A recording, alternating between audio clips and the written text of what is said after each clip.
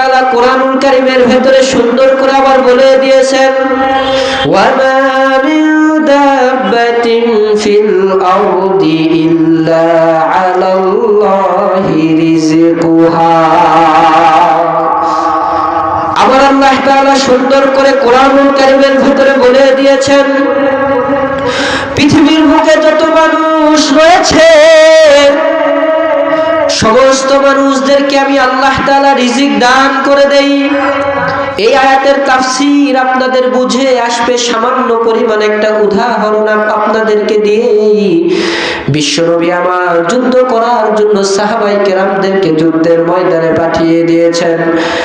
একজন সাহাবী যুদ্ধ করতে করতে করতে করতে ক্লান্ত হয়ে গিয়েছে, খাবারের কোনো টাকা পয়সা নাই, খাবারের কোনো ব্যবস্থা নাই। যুদ্ধের ভেতরে যেই সাহাবীকে আমির বানিয়ে দেওয়া হয়েছে ওই সাহাবী অন্য আর একটা সাহাবীকে সুন্দর